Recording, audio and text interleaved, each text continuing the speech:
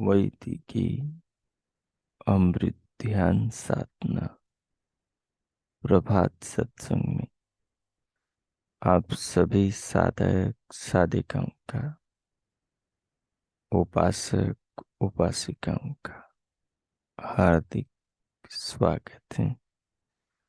आइए पूर्व की भांति आज के ब्रह्म मुहूर्त में,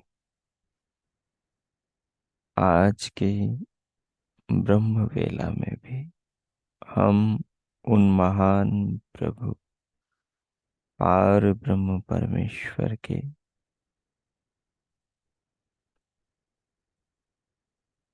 महान गुणों को, उनकी महान कृपाओं को,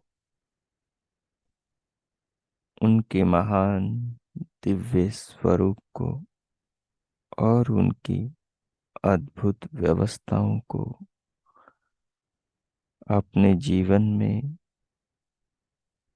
जगत में, संसार में और इस शरीर में देखें। वे भगवान स्वयं तो अगोचर हैं, परंतु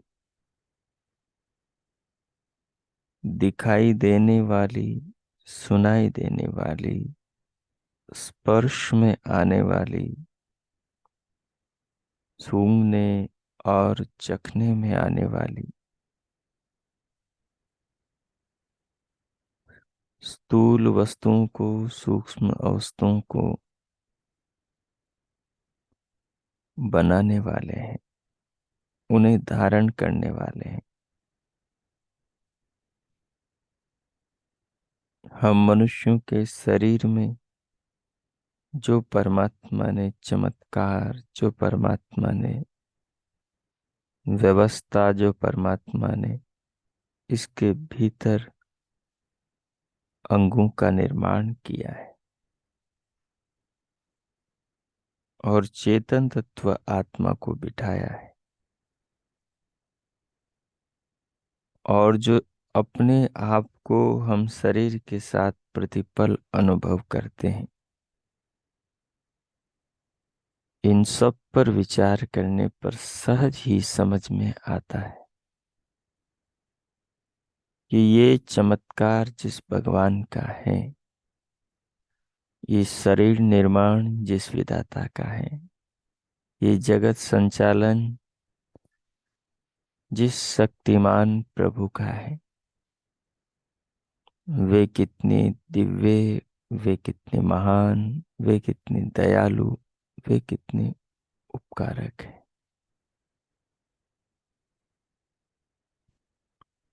भगवान हर मनुष्य को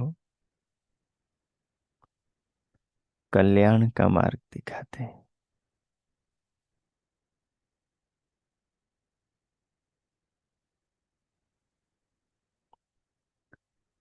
भगवान हर मानव को उन्नति का मार्ग दिखाते हैं।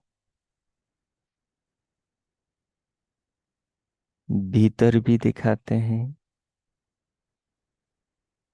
अंतःकरण में, आत्मा में भी संदेश भेजते हैं, और सृष्टि के आरंभ में ऋषियों के हृदय में संपूर्ण मानव जाति के लिए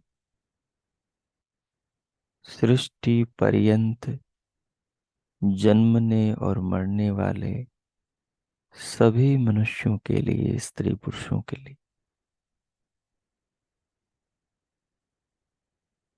संपूर्ण विश्व के ज्ञान का कोश, अपना वेद ज्ञान भगवान प्रदान करते हैं कि मानव इस वेद ज्ञान के द्वारा जीवन को जीने का, जन्म लेने का उद्देश्य समझे, और समझ करके अपने जीवन को व्यवस्थित रूप से जीने का प्रयास करें। नादान मनुष्य कुछ उल्टे अर्थ निकाल लेते हैं। भगवान ने कहा, अक्षयर्मा दिव्यम, जुआ मत खेलो।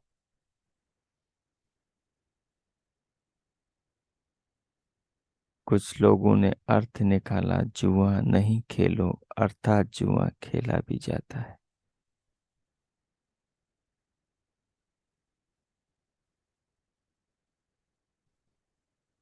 झूठ मत बोलो, इसका मतलब झूठ बोला भी जाता है। हिंसा मत करो, इसका मतलब हिंसा करी भी जाती है। अपने सुख, अपने लालच के लिए दूसरे प्राणियों को नुकसान मत पहुंचाओ, इसका मतलब दूसरे प्राणियों को नुकसान पहुंचाया भी जाता है।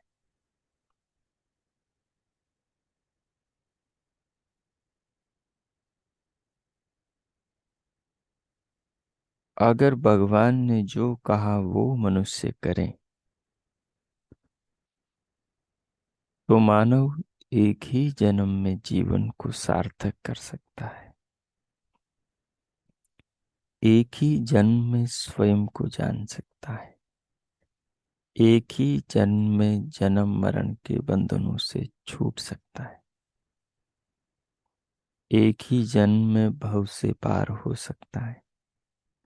अगर जितना भगवान ने कहा उतना मनुष्य, उतना साधक, उतना साधिका, उपासक, उपासिका करे, तो जितना कहा उतना। हर मनुष्य का हृदय बोलता है, उसकी आत्मा में परमात्मा की अंतर्ध्वनि आती है। अंतर्यामी के संदेश आते रहते हैं, मनुष्य के हर कदम के साथ में आते हैं। यूं समझो कि सत्य और असत्य का उपदेश परमात्मा ने प्राणी मात्र के हृदय को सूक्ष्म शरीर देने के साथ में ही कर दिया। अंतःकरण को जब जब ये सूक्ष्म शरीर के साथ जीवात्मा, चेतनात्मा स्थूल शरीर में किसी माता पिता स्त्री पुरुष के पुरुषार्थ से प्रवेश करता है, स्थूल शरीर धारण करके संसार में आता है, जैसे ही होश संभालता, समझता,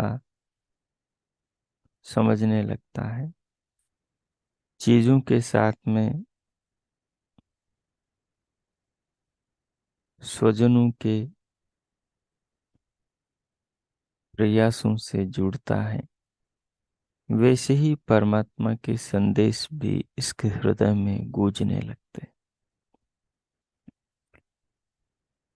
अगर उसी समय कोई समझाने वाला मिल जाए कि तेरे भीतर जो आवाज उठती है कि क्या करना चाहिए क्या नहीं करना चाहिए,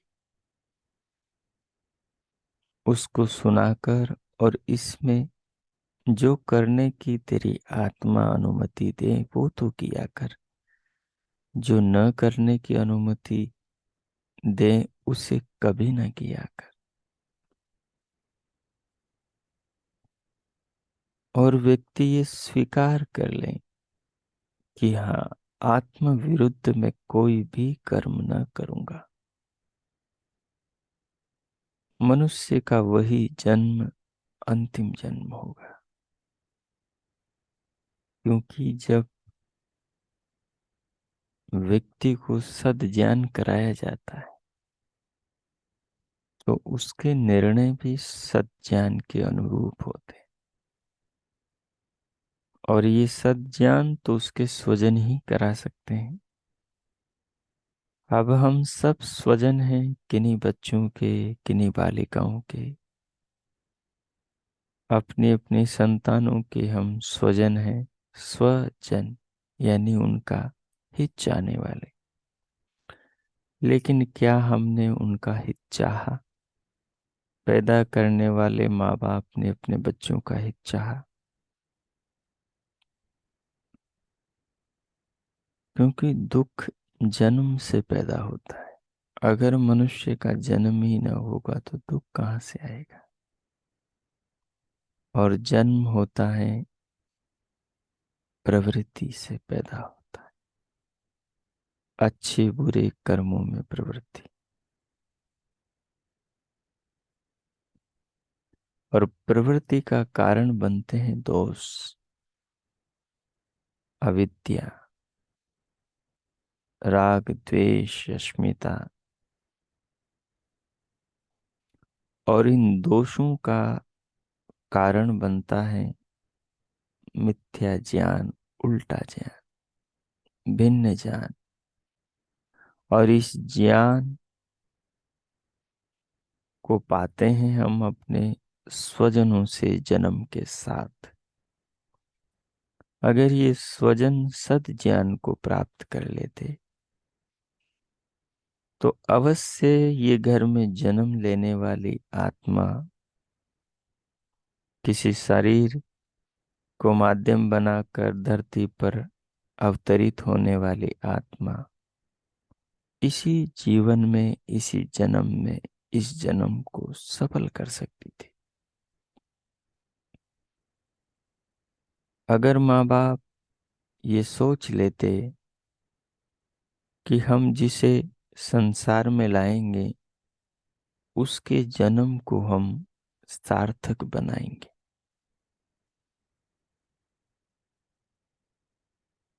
उसको जन्म से पहले से ही हम ऐसी भावनाओं से सींचेंगे कि जन्म के बाद में वो ऐसी राह पर चलेगा कि उसका वो जन्म अंतिम होगा।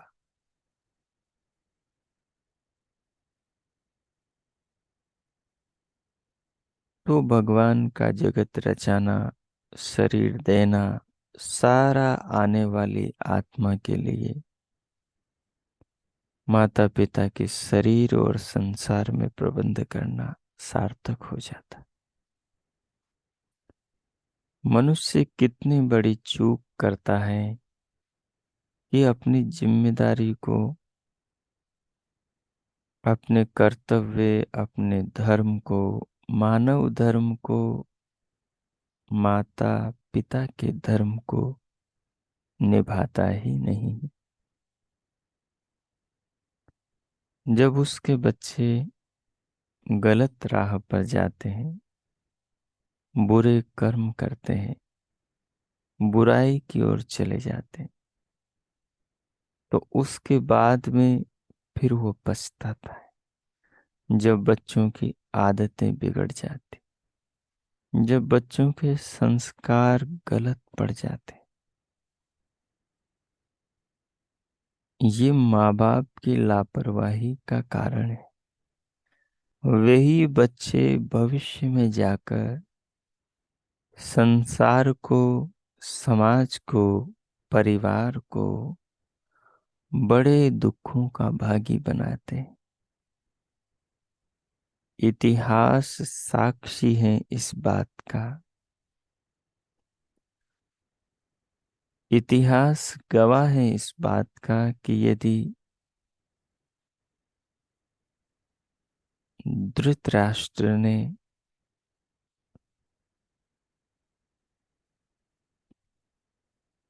और माता गांधारी ने अपने पुत्रों को,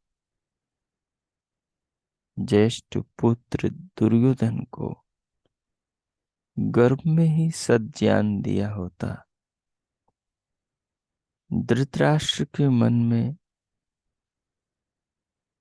बच्चे को जन्म देने से पहले ही न्याय, नीति, दया, करुणा और धर्म का भाव होता, ईश्वरीय आदेश का भाव होता,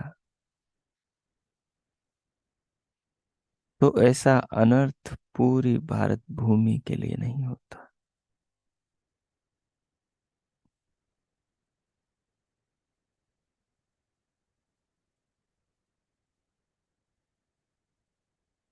परंतु पांडु और उनकी माता कुंती, उनके मन में देवत्व के भाव थे। जिन क्षणों में देवत्व के भाव थे, जिन आत्माओं ने जन्म लिए, वो उतनी ही उत्कृष्ट थे।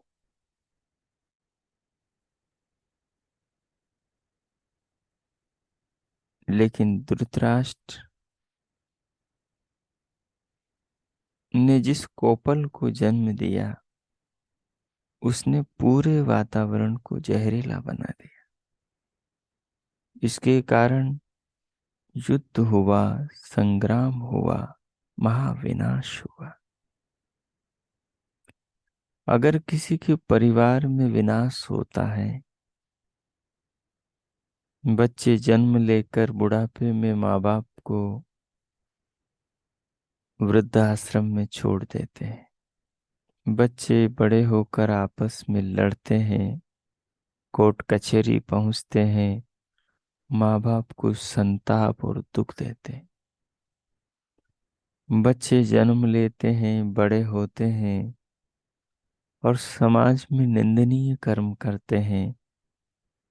माँ बाप के आदर्शों, वसूलों या उनको शांति और सुख देने वाले, उनके यश को बढ़ाने वाले आचरण नहीं करते। इसके जिम्मेदार माँ बाप ही हैं। समाज की दिशा मनुष्य तय करता है, स्त्री और पुरुष वो नव विवाहित दंपत्ति तय करते हैं। और वो दंपत्ति के संस्कार उनके माँ बाप के निर्माण से आते हैं।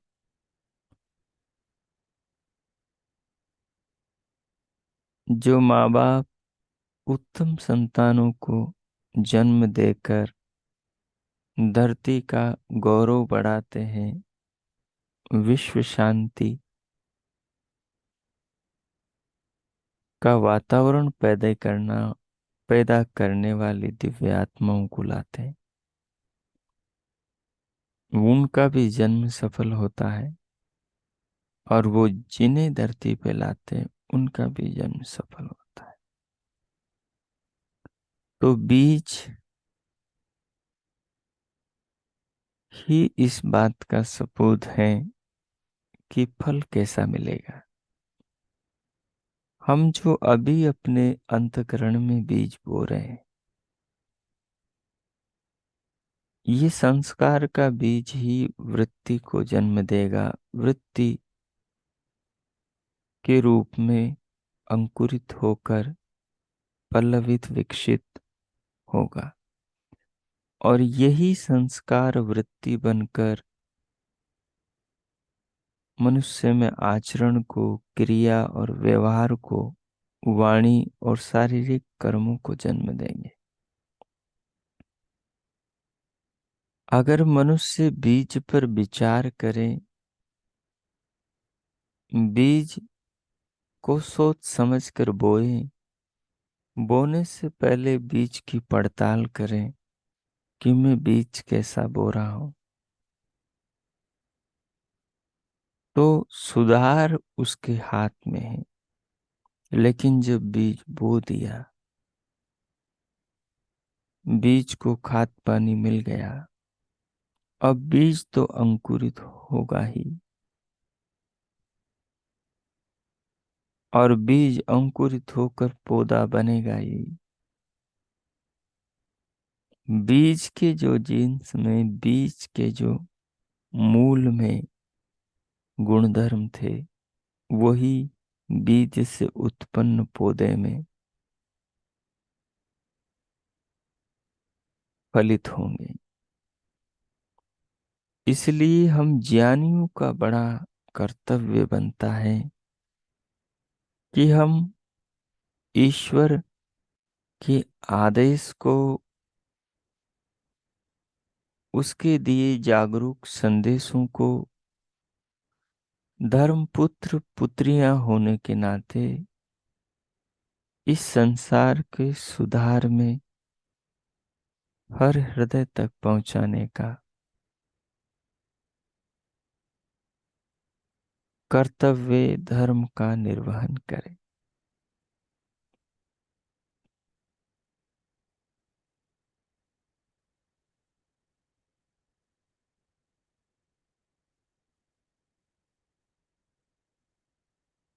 हमें उसका अनुसरण और उस कार्य को प्राथमिकता देनी चाहिए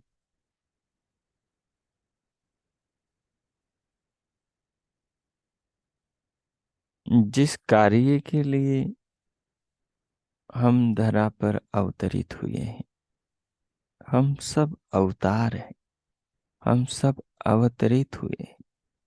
हमारी आत्मा शरीर में परमात्मा के अनुसार,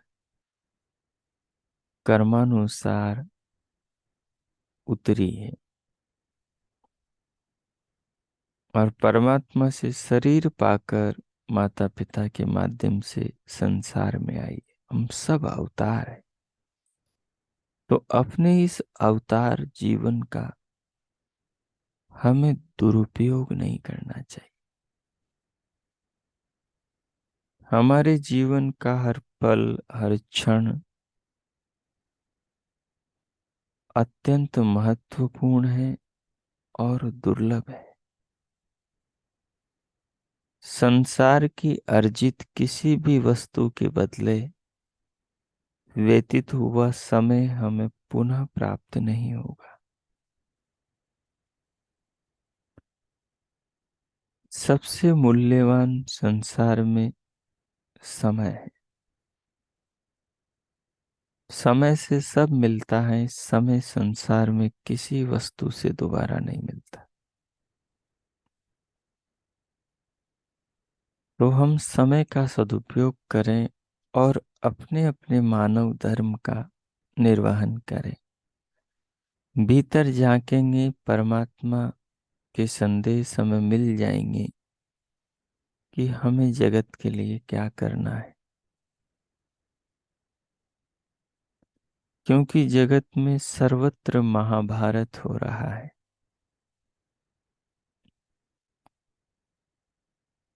हर मनुष्य के हृदय में एक कृष्ण है और एक अर्जुन है। कृष्ण अर्जुन को उपदेश दे रहा है, और ये अर्जुन मोह में फंसकर धर्म युद्ध लड़ने से घबरा रहा है, गांडीव छोड़ रहा है, मोह में आकर अज्ञानवश कर्तव्य कर्म का त्याग करके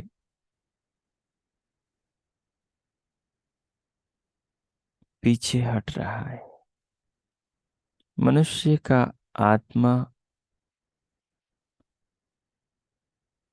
जिस परमात्मा की शरण में बैठा है, वो परमात्मा ही कृष्ण है।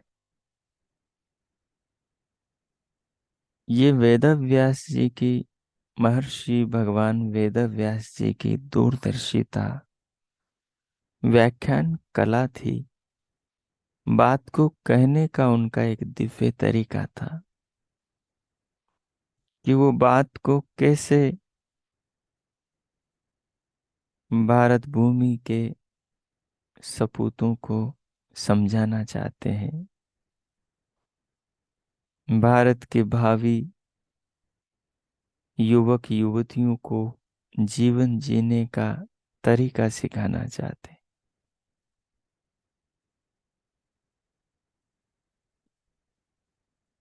कृष्ण को उन्होंने एक अलंकार परमात्मा के स्थान पर बिठा दिया और उसके मुंह से कहलवाया। मनुष्य की जो आत्मा है,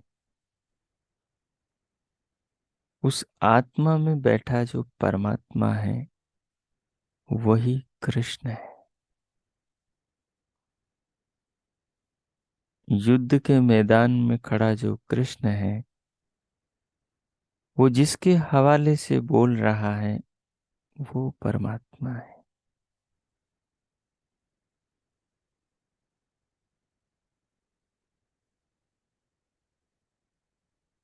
कृष्ण अर्जुन से कह रहे हैं कि मान लो वो मैं ही हूं, पर मैं नहीं हूं। क्योंकि उसको पा तो सब सकते हैं, उसको जान भी सब सकते हैं, पर वो सब हो नहीं सकते। उसकी छाया में उसके अमृत को सब पा सकते हैं।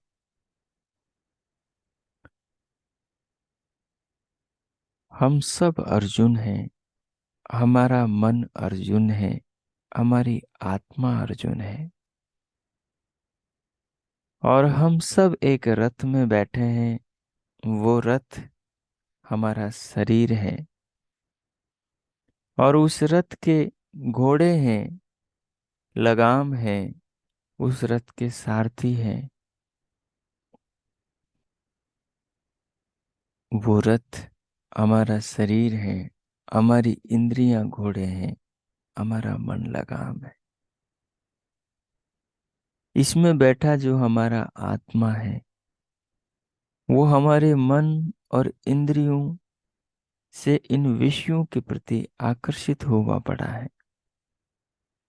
और इस रथ को हाँकने वाला जो कृष्ण परमात्मा है, वो हमारी आत्मा को चेता रहा है वेद के ज्ञान के द्वारा कि पुत्रों, जागो, सावधान हो जाओ, जीवन के लक्ष्य की ओर आगे बढ़ो। तुम ही तो मेरे पुत्र हो। यह पितृन तार्यते सपुत्र। जो अपने बाप को, जो अपनी माँ को, जो अपने बाप दादाओं को, जो अपने पूर्वजों को तार देता है, वही सच्चे अर्थों में पुत्र पुत्री संतान होती है।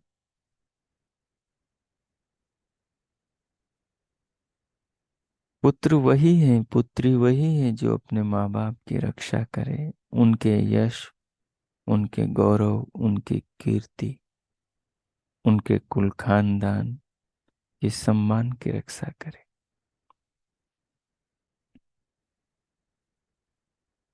तो परमात्मा के संदेश तो हम सबके हृदय में, आत्मा में गूंज रहे हैं। जैसे युद्ध के मैदान में, कुरुक्षेत्र के मैदान में श्री कृष्ण अर्जुन को उपदेश दे रहे हैं। हर क्षण परमात्मा हर मनुष्य को उसकी आत्मा में उपदेश दे रहा है। हर क्षण मनुष्य का जीवन कुरुक्षेत्र है। एक तरफ बुराई खड़ी है, दूसरी तरफ अच्छाई खड़ी है। एक तरफ धर्म खड़ा है, दूसरी तरफ अधर्म खड़ा है। मानव को लड़ना है। अज्ञान के कारण अधर्म में उसका मोह हो गया है। वो परमात्मा उसे ज्ञान करा रहा है, वेदों का उपदेश दे रहा है। कृष्ण कह रहे हैं, हे अर्जुन, मैं वेद हूँ, मैं सामवेद हूँ, मैं अथर्ववेद हूँ, मैं ऋग्वेद हूँ, मैं यजुर्वेद हूँ। मैं ही सृष्टि का मूल हूँ, मैं ही सृष्टि का आरंभ हूँ। कितने सुंदर तरीके से भगवान वेद व्यास कृष्ण के हवाले से वेद का संदेश देते।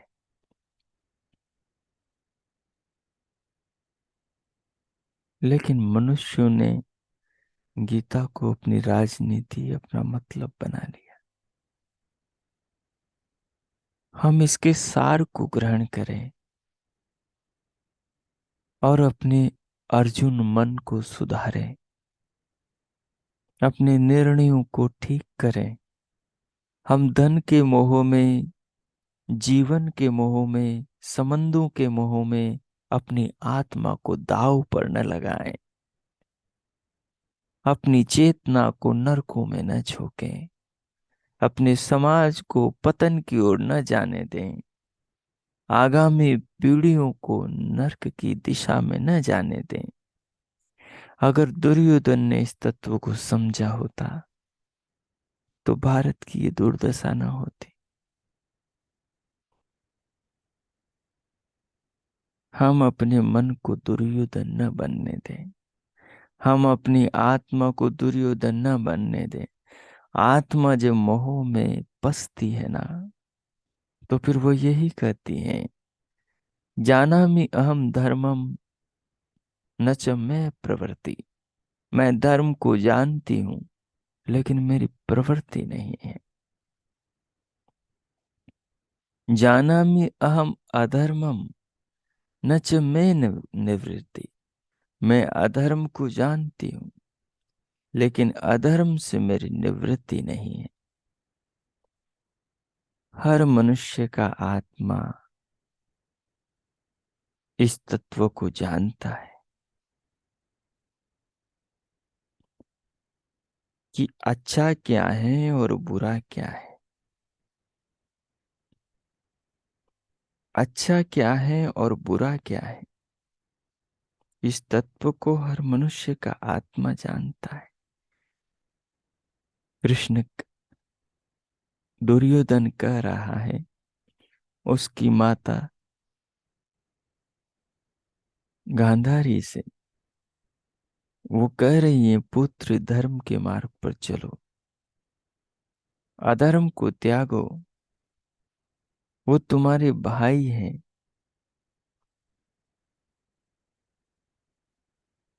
दुर्योधन कह रहा है, माँ, मैं जानता हूं, जानामि धर्मम न च मैं प्रवृत्ति। मैं जानता हूं धर्म क्या है, लेकिन मेरी प्रवृत्ति नहीं है। जानामि अधर्मम न च मैं निवृत्ति। और मैं अधर्म को भी जानता हूं मां, परंतु मेरी निवृत्ति नहीं है, उससे मैं अपने आप को बचा नहीं पाता। अन्याय की ओर मैं फिसलता जा रहा हूं। मेरे मन को वही भाता है। लोग कहते हैं हम शराब नहीं पीना चाहते, हम गाली गलौज नहीं करना चाहते, हम मन में काम वासना नहीं उठाना चाहते, हम बेईमानी, झूठ, छल कपट नहीं करना चाहते, लेकिन आदत बनी हुई है। न चाहते हुए भी खा जाते हैं, न चाहते हुए भी पी जाते हैं, न चाहते हुए भी वाणी से अनर्थ बोल जाते हैं। ऐसा लोग कहते हैं, ऐसा लोग अनुभव करते हैं अपने भीतर। ध्यान रखना, ये सब दुर्योधन है। इन्होंने अपने आप को दुर्योधन बना रखा है। दुर्योधन कारण बताता है, संस्कार जातेन हृदयस्थेन हृदयस्थेन यथा प्रयुक्तो अस्मि तथा करोमि। ये मेरे भीतर पड़े जो संस्कार हैं, माँ, ये संस्कार मुझे जिधर धकेलते हैं उधर ही मैं चला जाता हूँ। ये जिसके अंदर बीड़ी पीने की, सिगरेट पीने की, ड्रग्स लेने की, शराब पीने की, झूठ बोलने की, छल कपट करने की, दुर्व्यसनों में डूबे रहने की आदत, हैबिट पड़ गई है। जिन्होंने हैबिट डाल ली है, संस्कार अपने भीतर के खराब कर लिए हैं, बुरी भावनाओं के, बुरी इच्छाओं के बीज बो दिए हैं, अब वो बीज अंकुरित होंगे, पौधे बनेंगे और उनके जैसे विचार पैदा करेंगे, और वो विचार आदमी में वैसी वाणी और वैसी क्रिया पैदा करेंगे। दुर्योधन उसी विद्यालय में पढ़ा है, उसी गुरु से जिससे अर्जुन, जिससे धर्मराज युधिष्ठिर पढ़ा है, उसी द्रोणाचार्य से और वेदों को पढ़ा है, उस परमात्मा की वाणी को पढ़ा है जो करा है, अक्षयर्मा दिव्यम, जुआ मत खेलो। और युधिष्ठिर जुआ खेलता है, परमात्मा का उल्लंघन करता है। और दुर्योधन जुए में छल पूर्वक उन्हें हराता है, परमात्मा के आदेश का दोनों उल्लंघन कर रहे हैं।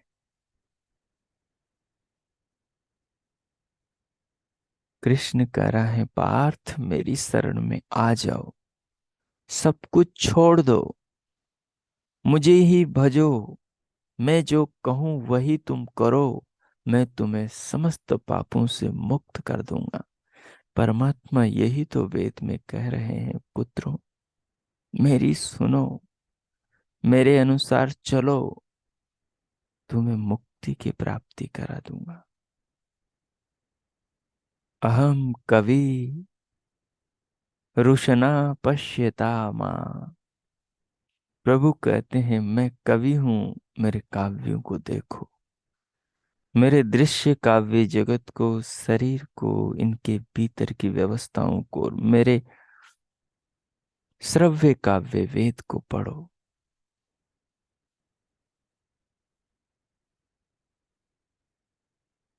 गीता मनुष्य के प्रत्येक जीवन में घटित हो रही है। कुरुक्षेत्र का मैदान प्रत्येक मनुष्य के जीवन है।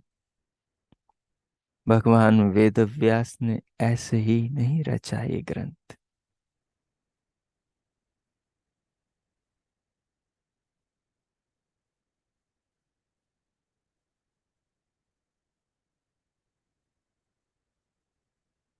हर आदमी में दुर्योधन और अर्जुन बैठा हुआ है। मनुष्य के मन का संकल्प और विकल्प, मनुष्य के मन में जो पड़े हुए संस्कार हैं, एक संस्कार जो अज्ञान के मोह से ग्रसित है, वो अर्जुन है। दूसरा संस्कार जो अज्ञान में और अभिमान में बुरी तरह अपने बुरे संस्कारों में उलझा हुआ है, जकड़ा हुआ है, परवश है, बरबस है, जैसे शराब में आदमी मूर्छित हो जाता है। अब नशे में जो उसके कुसंस्कार उससे कराते हैं, वही करता है।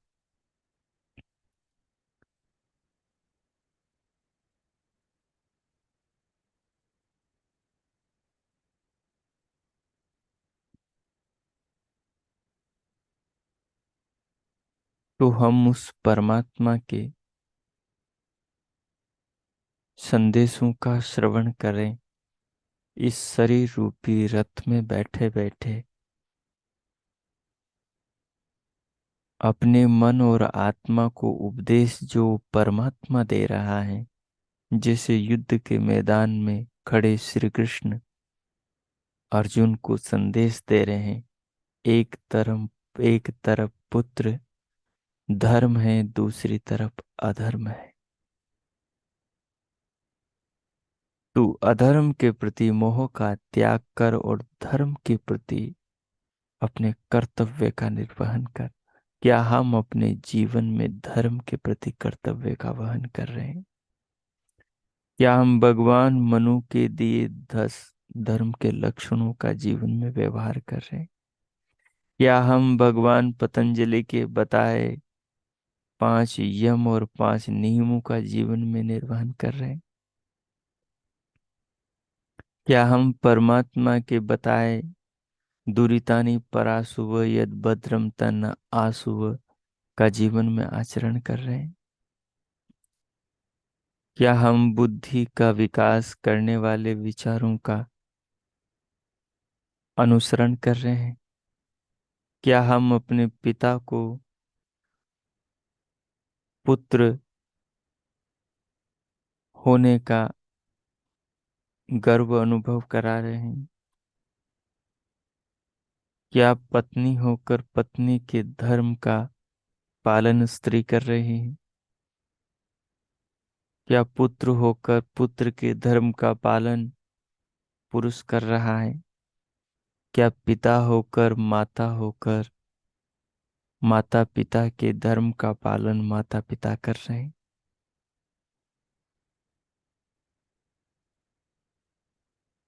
अनुव्रतः पितुः पुत्रो मात्रा भवतु सम्मना जाया पत्ते मधुमतिं वाचं वदतु शान्तिवान्। ये परमात्मा का आदेश है। क्या हम अर्जुन, क्या हम दुर्योधन मान रहे हैं बात को?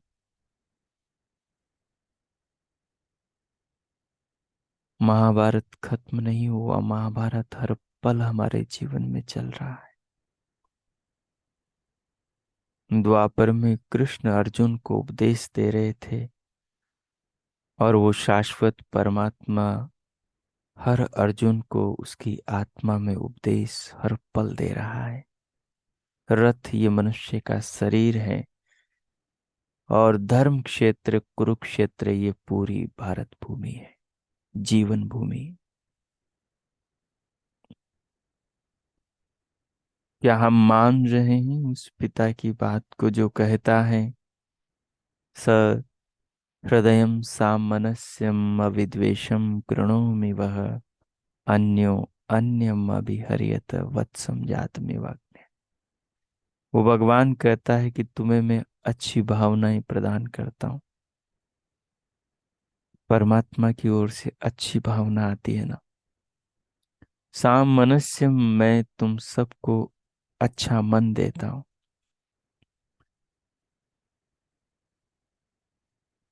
अविद्वेषम कृणोमि वह, मैं तो तुम सबको द्वेष भाव से रहित करता हूँ। अन्यो अन्यम अभिहर्यत वत्सम जात मेवाज्ञा, एक दूसरे से ऐसा व्यवहार करें जैसे गाय नवजात बछड़े से प्यार करती है। क्या हम इस परमात्मा की बात मान रहे हैं? क्या हम जीवन में परमात्मा के आदेश का अनुसरण करते हैं व्यवहार में? तो गीता कहीं बाहर नहीं, गीता तो हमारे जीवन में घटित हो रही है। गीता से सरल वेदों का उपदेश संसार में शायद कहीं मिले हैं आपको। गीता तो वेदों का सार है, चारों वेदों का। इतना सरल। उपनिषद भी वेदों के सार है, दर्शन भी वेदों के सार है, ब्राह्मण ग्रंथ भी वेदों के सार है। योग दर्शन, न्याय दर्शन, वेदांत दर्शन, सांख्य, वैशेषिक, उपनिषद, ब्राह्मण ग्रंथ, सब वेदों के सार है। परंतु इतना सरल, जो मनुष्य के जीवन से जुड़ा हुआ हो, जो जीवन में जीवन की उथल पुथल में उलझे मनुष्य को सुलझा सके, ऐसा सरलतम उपदेश महाभारतकार भगवान वेद व्यास का ये गीता है। अगर ये दृष्टिकोण मिले इसको समझने का, तो जीवन में अध्यात्म का रूपांतरण व्यक्ति का आध्यात्मिक रूपांतरण हो जाए।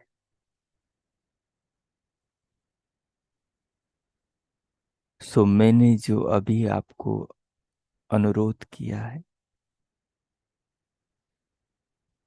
कि अपने अर्जुन स्वरूप को और अपने दुर्योधन स्वरूप को पहचाने और कृष्ण की जगह आत्मा में बोलते उस परमात्मा को सुने और इसके रहस्यों पर आगे हम विचार करेंगे। अभी जो विचार किया है उसको आत्मसात करें और उसके द्वारा अपने जीवन के सुधार की प्रक्रिया पर विचार करें। मैं मौन होता हूँ। 5-7 मिनट इस पर आप ध्यान में चिंतन करें। ओ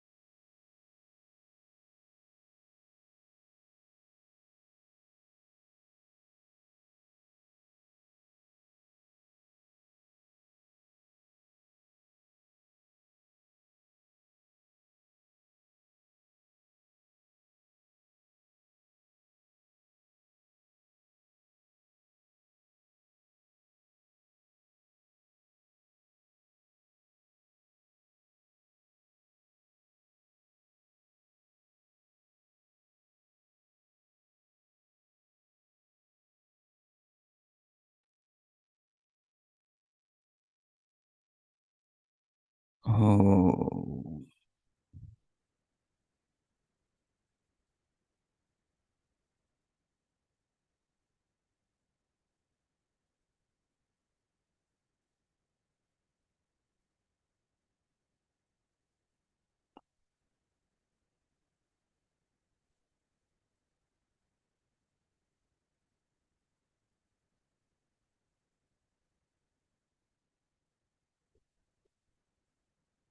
हो।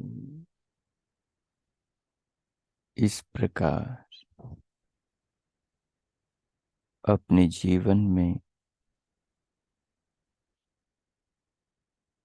गीता के प्रतीकों को समझते हुए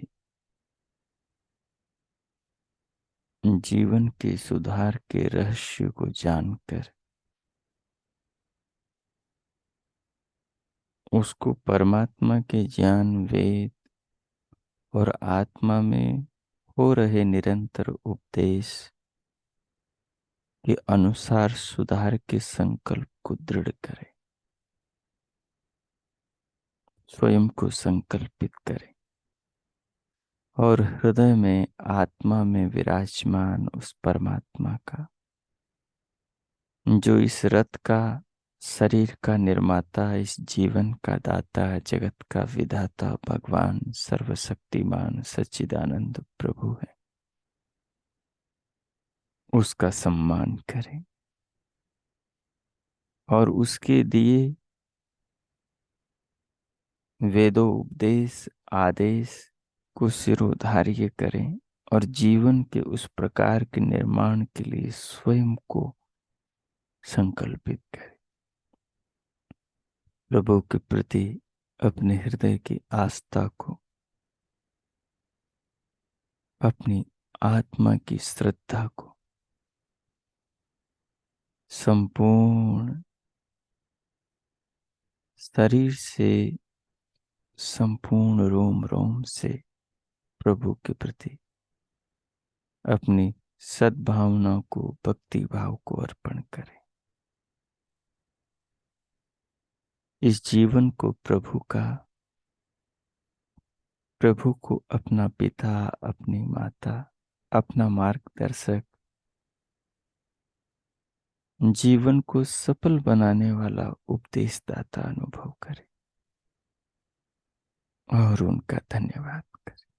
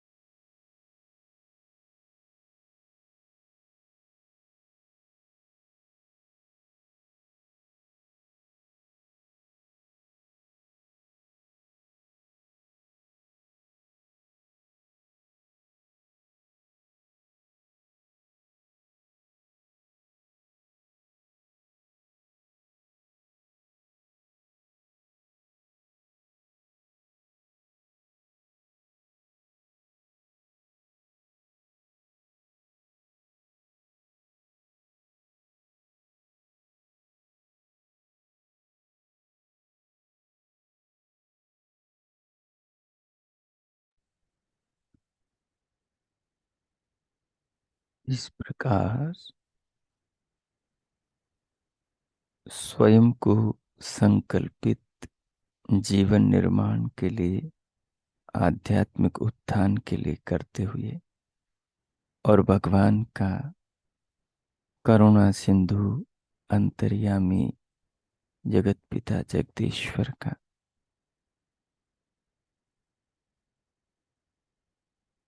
हृदय, आत्मा और संपूर्ण व्यक्तित्व से धन्यवाद करते हुए, उनकी भक्ति में स्वयं को अनुभव करते हुए अब हम शांति पाठ करेंगे। इस जीवन लक्ष्य को स्मरण रखते हुए और भगवान के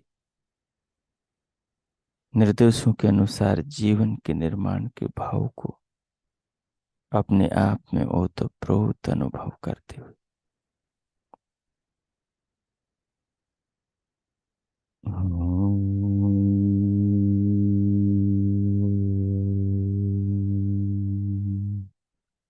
शांति।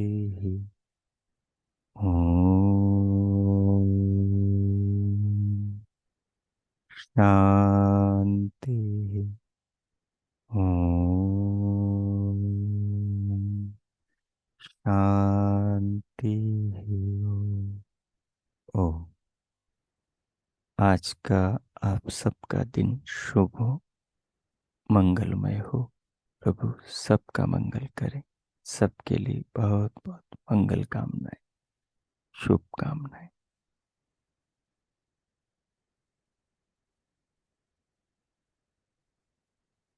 अब इन पावन अंतर्भावों के साथ अपने संकल्पों के और प्रभु भक्ति के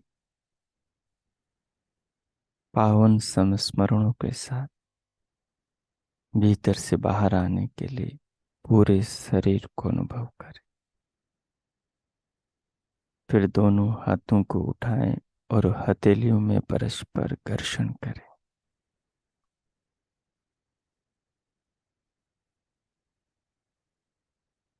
उष्ण हथेलियों से पूरे मुखमंडल का स्पर्श करें।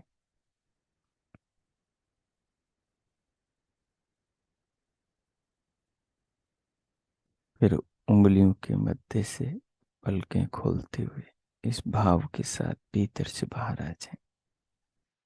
और किन्हीं को कुछ पूछना हो तो पूछ सकते हैं। उनका स्वागत है। ओ